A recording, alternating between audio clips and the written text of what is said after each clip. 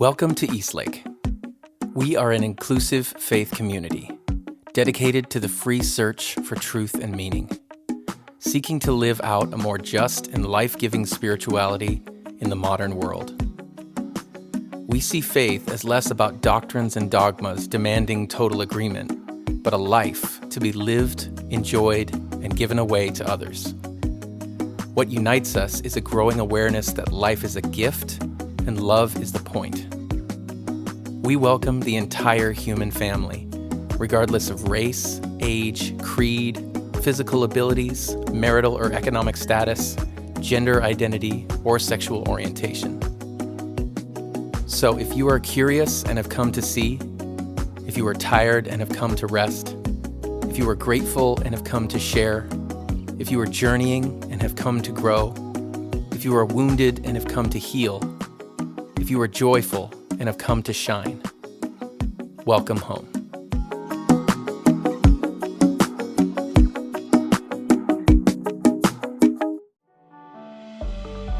Today, we hear from Kent Dobson as he begins our new series, The Great Patterns. Please check the description for links to our quarterly Spotify playlist and guided meditation.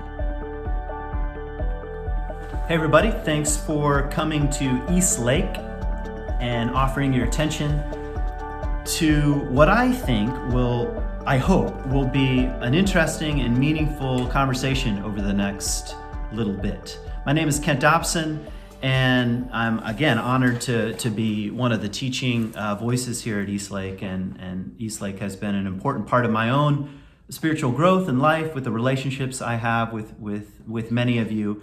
And I guess the first thing I want to say is that I'm really grateful. So we are beginning a series that I'm calling The Great Patterns. And if you saw the introduction, you know a little of where I'm going with this. If not, I'll just reiterate some things. We live in an age where there is a glut of information. I mean, there's more information at your fingertips right now as you're watching on your phone or on your laptop than at any point in human history. So the problem isn't information, the problem is meaning. How do we make sense of the information that we're inundated with? What are the structures of meaning that give shape to our lives? And that's, maybe we could say, is one of the major struggles in the 21st century. And what I'd like to suggest is that we don't make meaning up, we discover where it already exists. We bump into it. We bump into meaning occasionally in the sea of information, we could say.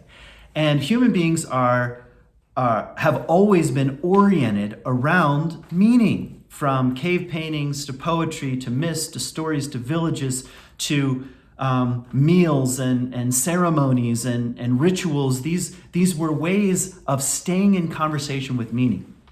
And what I'd like to suggest here is that there are patterns. And I want to talk about 4 major patterns over the next 4 weeks. And I'm going to give them to you here at the beginning. The cosmic tree, that's what we're going to be talking about today. The Great Mother. The sacred center. And the life-death-life cycle, or the life-death-life mystery, which we're going to be talking about on Easter, timely. And these 4 patterns exist in human cultures around the world, no matter of language, geography, ethnicity, whatever. Something of these great patterns has been part of the human story. And what the great patterns do, I'm going to use a fancier word here in a minute, but what the great patterns do is help us relate to the mystery of life. So they're like bridges between our personal experience or the experience we might be having as a culture, as a subculture, our conscious awareness, and the great mysteries, the beyond, the unknown, the cosmos, the great mysteries. And the patterns are bridges between the mystery of life and our awareness, and they help us make sense in the sea of chaos and confusion. Now, one question you might have is, why would we need these patterns now. I mean, come on, it's the 21st century. We have digital representations of DNA, and we know what the coronavirus looks like from an artistic and digital point of view.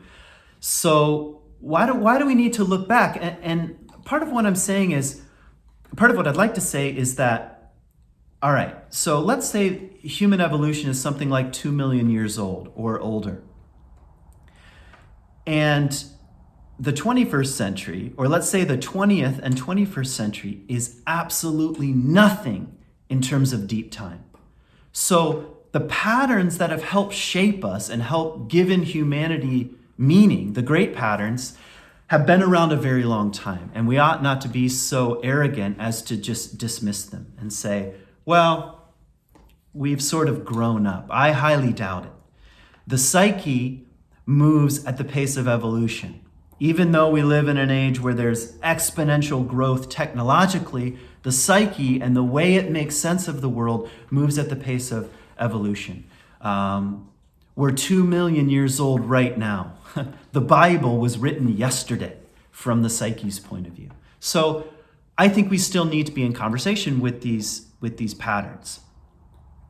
The other thing we might say is that, yes, we do need ways moving forward in the 21st century of fresh, imaginative ways of making meaning and of trying to bump into or encounter meaning is maybe a better way of saying it. But my guess is they need to be in conversation with what has always been true. And that's why we need the great patterns. And I might just say beyond that, we need the great poems and the great myths and the great legends and the sacred texts and the sacred images and the sacred architecture that has helped has helped us evolve, we could say, and also given us a sense of meaning. So that's my pitch, I guess, for the great patterns. I said I was going to use a fancier word, I'm going to. Another word for them is archetypes. An archetype is just an old pattern, that's all it is. And archetypes you don't make up. You don't say, hey, I think I'm going to make up an archetype. No, it's like an energy, a pattern of energies that is channeled in a certain direction that has always been that way, or as far as back as we can see. And to get in that stream for a moment is to encounter the archetypal meaning of that particular energy in the form of a pattern. Now, I'm saying a lot of fancy academic sounding things. Let's be more simple here. There's a cruel stepmother in the Cinderella story. That's an archetype. We know it's true the moment we read about it. We don't say, wait a minute, there are no cruel stepmothers.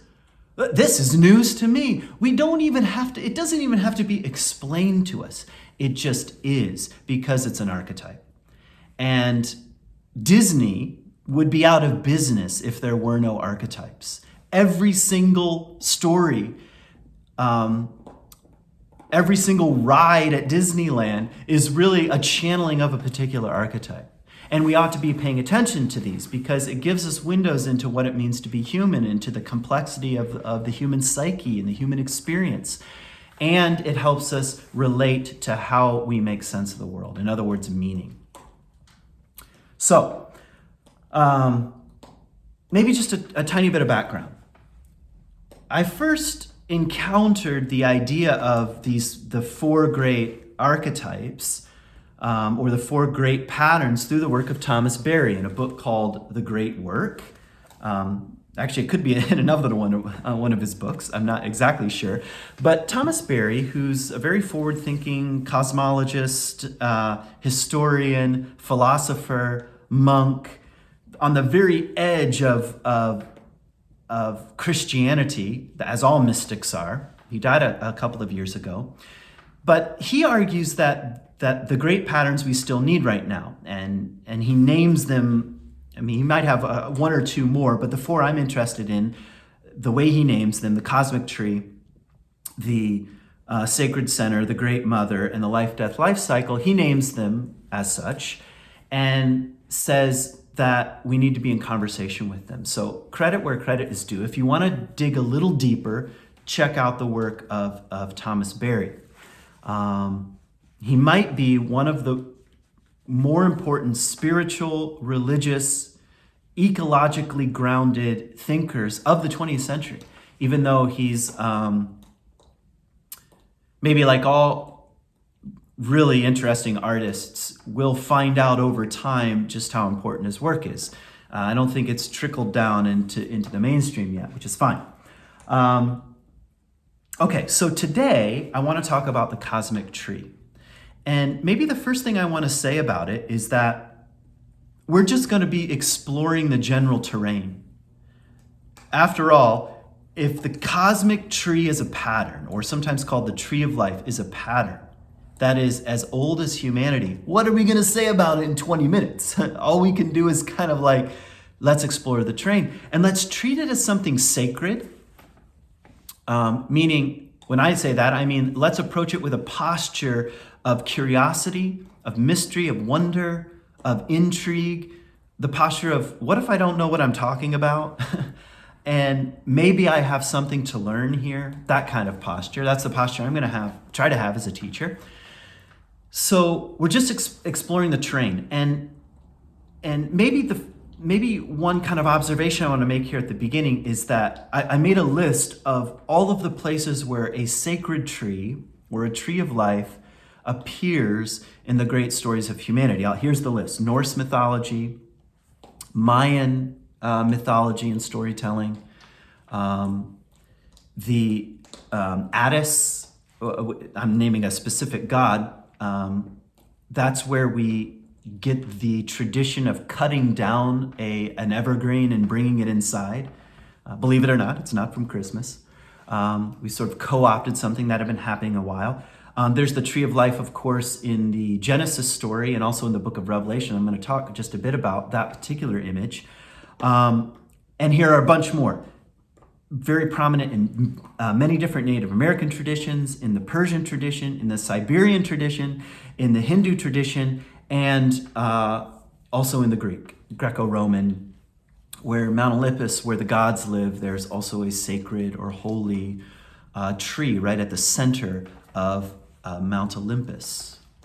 So that's a survey of basically several continents and different people groups, some of whom never had contact with each other. So it tells you something. The pattern is a pattern. It's a deep pattern. And maybe you're familiar with the book, The Giving Tree. The title alone tells you the author is playing with archetypes, whether they mean to or not. The moment you say the Giving Tree connects us to every single culture that I just mentioned. So this kind of overview survey tells us, yep, we ought to pay attention to this particular image and what it might have to offer us in the way of meaning, what it might expose about who we are. Let me give you one more kind of metaphor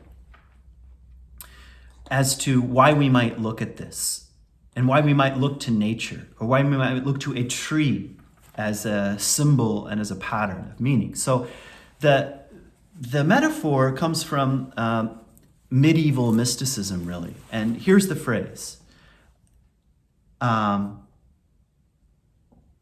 as within, so without. Or something like, another way of putting it is, as it is within, so it is without. Or what is within is also without. Or you can reverse it. What is out, what is external, what is true out there is true in. And the image is that inside us, every human being is a cosmos, is our constellations and stars and gods and goddesses and Saturn and a whole universe inside.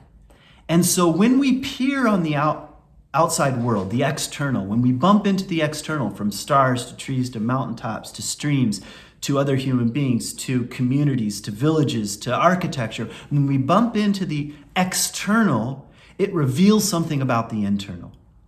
And you could say it works the other way around. When we really dive into who we are beneath the ego, that initial flash of consciousness. When we dive into the underbelly of who we are, we also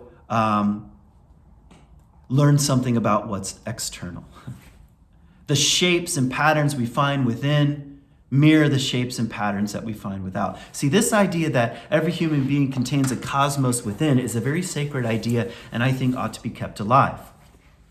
So, when we're in conversation with a great pattern, like the cosmic tree, we're having a conversation about what's true inside, as much as we're having a conversation about what's true outside.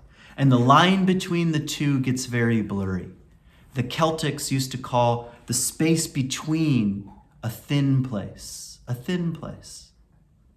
where the worlds blur, internal and external, human, divine, consciousness and mystery, human consciousness and the great consciousness of mystery, if there is such a thing. Those are the thin places.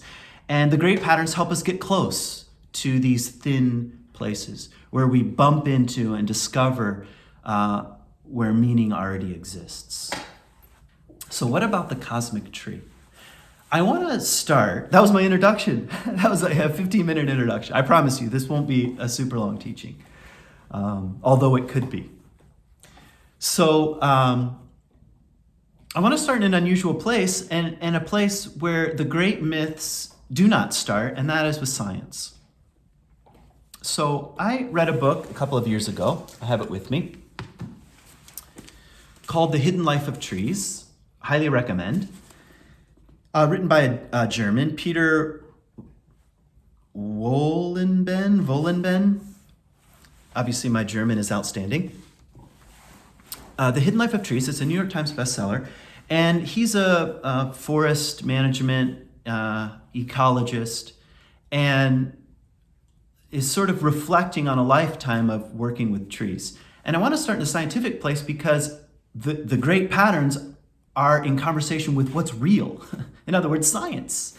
Even though they never had that word. The ancient storytellers didn't have a word like science. They still were in conversation with what is ultimately true and what's real. And there's something interesting, and I think a kind of sacred opportunity to bump into the world through a scientific lens. And I'm mixing things. Usually these are supposed to be kept separate. Science is one thing, the sacred is the other. I don't have such a belief. So I just want to share two stories from The Hidden Life of Trees, because I would like us to feel for a moment how mysterious these beings really are, that have been part of human culture for as long as we can remember. I'm part of my training is in archaeology in graduate school, and in the oldest cultures we know of, they were in deep relationship with trees. And an intimate part of how people worshipped, hold on, I gotta take care of my dog here. Thank you. How people worshipped, how they buried their dead, how they ate, how they made houses or dwellings, in other words, deep conversation with trees. So they had a much more intimate knowledge or conversation with them, and that's largely been lost. Even the tree in your backyard, you probably don't talk with very often, although at the very end, I'm going to recommend you do. But in the modern world, we're largely having that conversation through a scientific lens. And what's interesting about The Hidden Life of Trees is it's blurring the line between, really, you could say, mysticism and science. To encounter even the very facts of these beings can bring us to our knees. And so here are two stories. The first comes from the plains of the savannah. And there's a tree in the savannah. Actually, the tree actually lives in the entire Rift Valley, from Turkey all the way to Mozambique, and probably in other places around the largest fault line on the earth, which is the Rift Valley. The acacia tree is really at the heart of this scar on the face of the earth. Scar is a very human way of putting it, but very natural fault line. And the acacia tree is that tree you might see in pictures of Kenya. It has a kind of flat bottom, the foliage kind of full, almost like a mushroom, and comes up from there. And they can be massive or they can be quite small. And they're sort of sparsely populate in little pockets out on the plains of the savannah.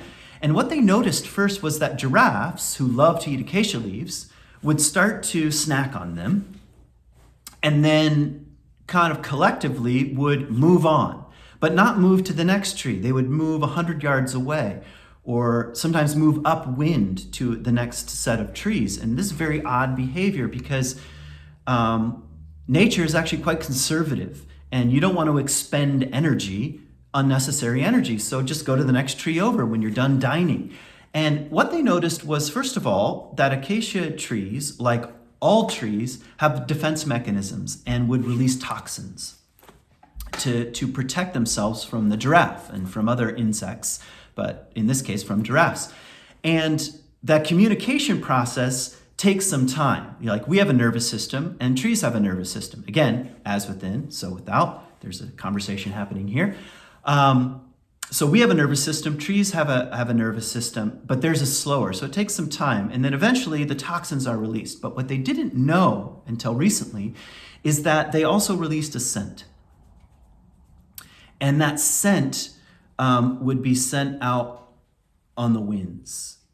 Trees are talking to each other.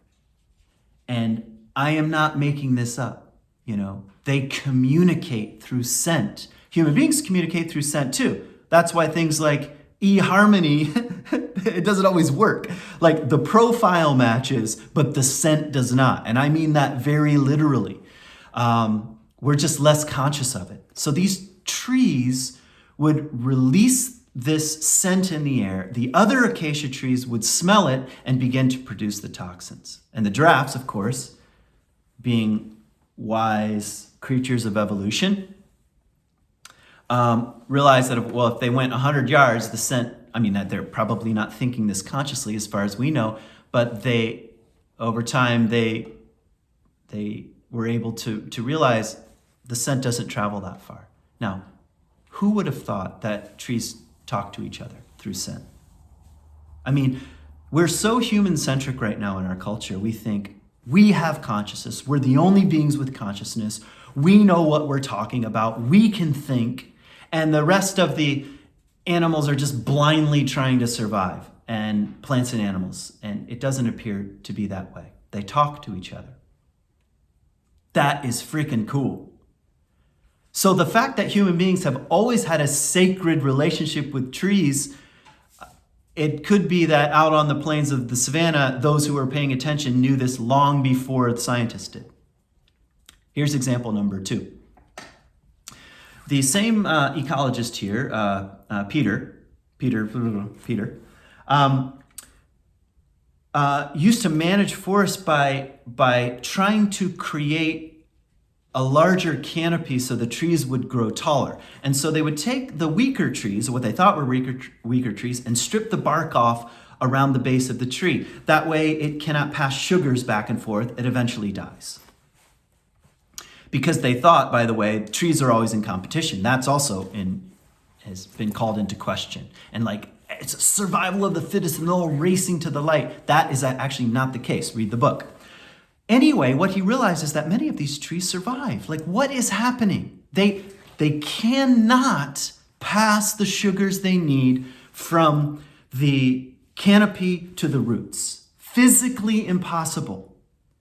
Until they discovered that the community of trees discovers through the root system and also sometimes through fungal networks that are independent beings from the tree itself. They discover there's somebody suffering and they send nutrients to the roots of the struggling tree. Again, who would have thought? Hey Eastlake, Peter here. Thanks so much for tuning in to watch this message. I wanted to do just a quick interruption to say thank you to so many of you who are making regular contributions to Eastlake. Eastlake is a nonprofit, and everything that we do is because of a community of consistent and generous people who really believe in this place and want to see it continue. So if you're a part of that community, thank you for how you make this place go. If you are tuning in regularly and are part of this community but you haven't yet jumped into making a financial contribution, we would encourage you to do that and encourage you to go to eastlakecc.com to help support Eastlake as a community and continue to make these messages possible. Thanks so much for letting me interrupt your message. Let's jump back in. So, speaking of the intelligence of creatures, so who would have thought? Not only will trees help other trees survive through this kind of mechanism of communicating in the wind, they'll actually give up nutrients. We call that sacrifice. Who would have thought trees sacrifice for one another? Sometimes they will even try to keep a trunk alive after the tree has fallen. And the mushrooms will all move in and begin to do their magic, and they'll still be passing nutrients, the roots.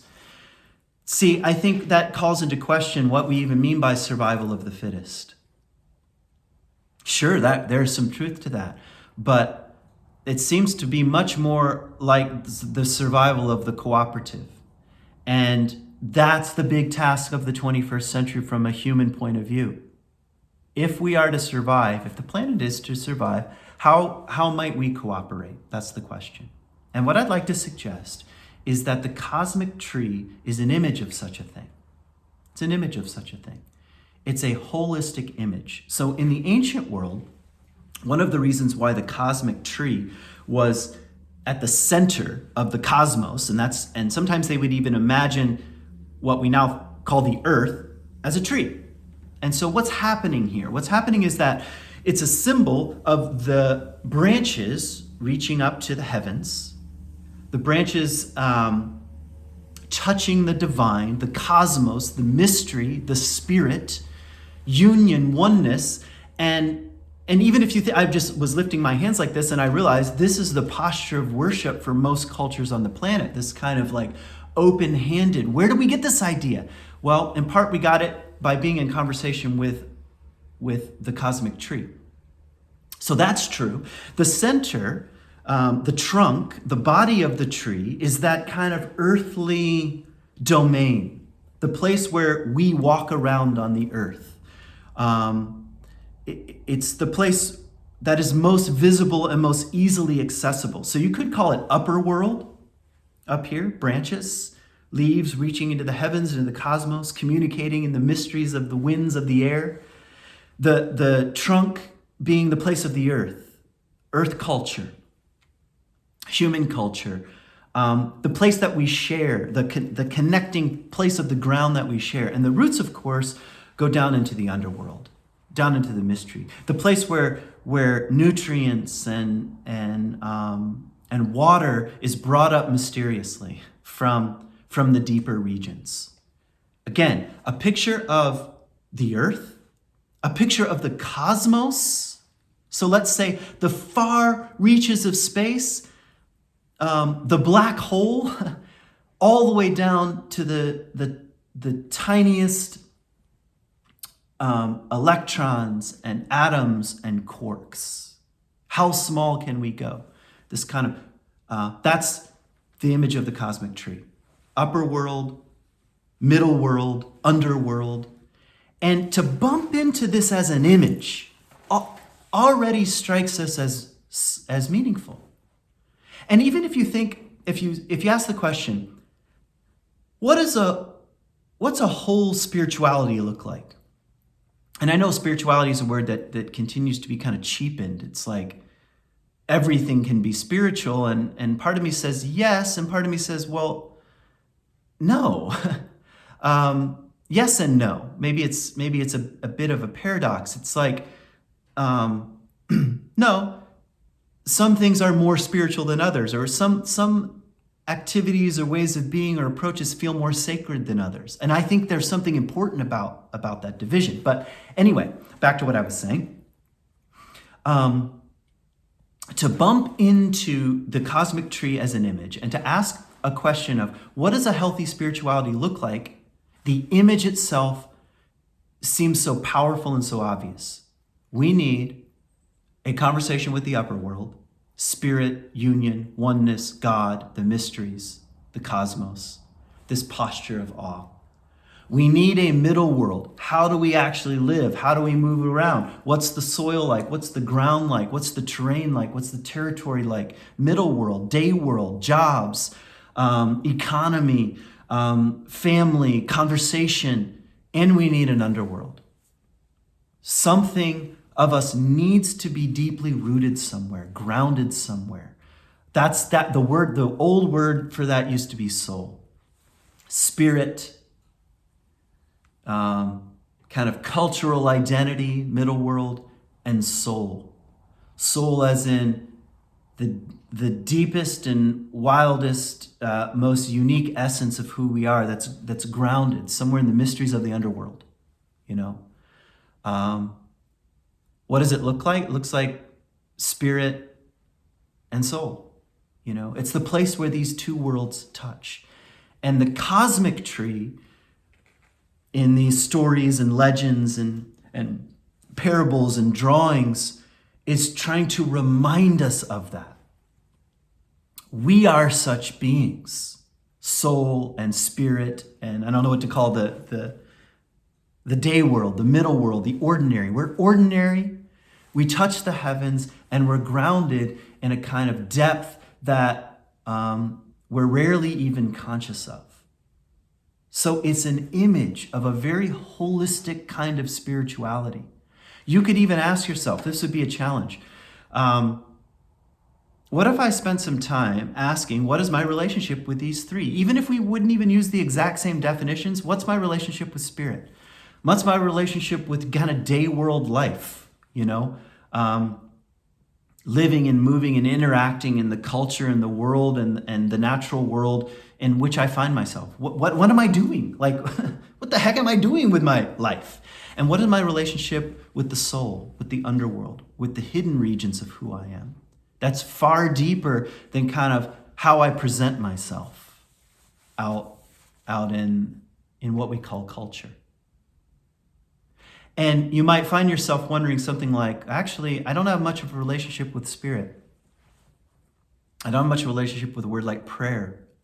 Or you might find, actually, I don't have much of a relationship with soul, with the mysteries, with the underworld. I don't really know that much. I've never really done a kind of inner work. I'm afraid of what's down there, which all of us ought to be a little afraid of what's down there, both in terms of gifts and shadow. Or it could be more simple, like, actually, I just need to get my freaking day world sorted out. I need a job. I need to right this relationship that can be righted, or I need to end this relationship that can't. It's all part of the cosmic tree. We cannot separate ourselves out anymore. That's what the image is saying. You are the cosmos contained within. You are the sacred tree, and the sacred tree is the thing that we find ourselves in. How might that change? And one of the things that I'd like to suggest, and this is like homework. I hate to give homework. No, I don't. I actually enjoy giving homework because it's homework that will never be checked. It will never be graded.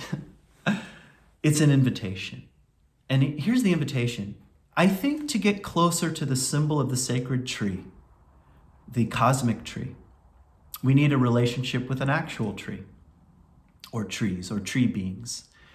And here's the invitation. I'd like to invite you to go out on the land somewhere, a wild place, or a semi-wild place, or a park, or if you're from the Pacific Northwest, your access to large trees is much more than if you live in the Southwest. And the invitation is very simple. Wander out somewhere until you feel drawn to a particular tree. Don't try to choose it ahead of time. You could even be kind of mystical about it, and allow yourself to be drawn. What would that be like if I opened up my heart, my mind, my imagination, my senses, my scent, and allowed myself to be drawn? and really be drawn to a tree and spend some time with it, talk with it, introduce yourself to it. It's kind of a good idea to do this in a place where you'll not be interrupted, because otherwise you'll feel kind of, at least when I've done this before, I'm not making this up, you feel sort of embarrassed, maybe like, why am I talking to a tree? I'm kind of insane. No, you might actually be finding yourself in a place that's very ancient and very old and very real and very meaningful. So introduce yourself and notice what you notice about the tree. Honor the tree and try to notice how it might view the world, or how it might be situated in the world, or something like that. Converse with the tree. You could even lay down on the earth. Rilke has this lovely line where he says, the image is actually of the author or the poet here, the speaker in the poem, laying on the earth. And he says, through the empty branches, the sky remains. So you can just see him laying on the earth, the poet laying on the earth and looking through these empty branches. It's a wintertime image. And he says, be earth now. Like, and in a way, the image is almost like, be like a tree. Allow yourself to lay on the earth like a tree and to find roots, to allow your imagination to sink down into the ground and to feel your own branches reaching up to the heavens, to feel connected to the cosmic tree. That's what one thing I think the poet is saying here. So go spend some time with a tree, introduce yourself to a tree, lay down on the earth next to the tree. Try to feel the wholeness of your being, your own roots and branches and trunk, in conversation with the wholeness of another being, which is in conversation with something much larger, which is something like the wholeness of the universe, the outer reaches of the cosmos, and the infinitesimal smallness of the very microscopic. That kind of holistic image. Imagine now in the tree. Spirit, soul, middle world. Here's a PS to the teaching today. One is real practical. And it's going to be obvious the moment I say it. If we cut all the trees down, it's hard to know how we would survive and how many plants and animals and insects would survive. And that needs to be said. At no point in human history have there been almost 8 billion people on the planet living on every continent. And what was unfathomable to our ancestors is within our grasp, that we could mine and exploit and cut down what has been for human beings a sacred symbol since the dawn of humanity. It's possible we could cut them all down, and we need to be conscious of that. And we need to, in our own small way, try to be protectors of little patches of forest and parks and large sections of virgin forest. We need to try to be protectors. And I'm not saying we should never cut a tree down again. Actually, I think, or at least our ancestors engaged in that process in a sacred way. I'm saying that we need more of that. We need a sacred reciprocity, a give and a take instead of just a take. And we can't have that without conversation. We can't have that without being in conversation with actual living beings that we might call trees. So that's a statement, I think, that I'd like to just make. And the question is, how committed are we to that? Because you might all agree and say, yeah, that makes sense. But, politics and laws and the way we live and all that might be challenged. And are we up to the challenge? The other thing I'd like to say is an image from the Bible. So the Hebrew Bible, what's called the Old Testament, and the New Testament are in conversation. They're between worlds, and they're separated by about 500 years or so. But they're in dialogue, or we could say, at the very least, the New Testament is born from the images of the Old Testament. So In the very first garden, there's the famous tree of the knowledge of good and evil. Another word for it might just be the tree of consciousness. That when we dine at the tree of consciousness, we become aware of our own mortality, of our own impermanence, and it's a terrifyingly beautiful gift in a way. We now have to live with knowledge of our own mortality, which quickens us. It sharpens us. It hurts us and opens us up to the beauty of life through its impermanence.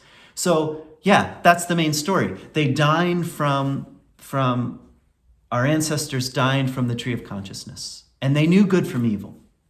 Even if we could now in the 21st century have a very complex conversation about what we mean by good and what we mean by evil, and I would just say the fact that we're still having it tells us there's something there. We've eaten from the tree, and we're moral creatures, and time to face up to it. But there's another tree in the garden called the tree of life. In other words, the cosmic tree. It's the sustaining tree. By giving itself away, the whole universe, the whole garden, the whole cosmos is sustained. And what's interesting is that the book of Revelation, the very last book of the Bible, describes a kind of new Jerusalem. This is, again, we're dealing with highly symbolic language. And in the middle of Jerusalem is a tree, and it's the tree of life. It's a return to the garden in a way, but actually return is not the right word. It's a moving forward. That's what I would say. Not a return. It's not let's go back to the womb, back to paradise. It's actually let's continue forward. And what's so powerful to me is that the author says that the tree of life, which stands in the middle of the city of Jerusalem, so a tree at the center of nature, in a city symbolically at the heart of culture, and it's giving fruit away for the healing of the nations. That's the image. That what's needed now from the book of Revelation is what's called an apocalyptic book, and apocalypse, all that actually means is to reveal. It reveals. And the book of Revelation is revealing now that the tree of life, the cosmic tree, is needed now more than ever for the healing of the nations. What is needed is a coming together and a dining from the tree of life, from the cosmic tree, from this sustaining and holistic image of spirit and soul and middle world. We dine at that table, and that's needed for the future of humanity, because we're so divided through nations and ethnicities and ideologies, or at least we think we are. And what's needed is a taste of that healing fruit. So how do we get there? I don't know. That's what's so provocative about an image like this. But I'd like to suggest by turning our attention to the sacred image, it might inform us in some way. And by keeping actual living trees alive on this planet, or the Amazon basin are alive, or the virgin forests of British Columbia and the Pacific Northwest, and those that are still intact in Alaska, and the little patches that have been cut down but are recovering now, all over the United States, all over North America, and all over the world. It's not all bad news if you read carefully. Maybe by dining in the presence of these of the trees that are an image of wholeness, we might find our way into a much more healing way of being in the world with our neighbors, our human neighbors, with whom we share the planet, with whom we breathe in the oxygen we need for survival, like every other human being on the planet, putting us in this kind of deeply intertwined, interconnected reality. That's what I got for you today. I hope you heard a hint, a guess, a clue. I hope something about this image you found provocative or interesting or challenging. What would it look like to turn toward this pattern? What would it look like for you to deepen your relationship with a tree somewhere out there, to allow yourself to be shaped by the pattern and informed by the pattern, and potentially bump into some meaning from the pattern that you didn't have before? Peace. I will see you soon. Hang in there for the rest of the series. It's going to be wild and interesting and challenging. Be well. Thank you for joining us. To make a donation, head to eastlakecc.com/donate.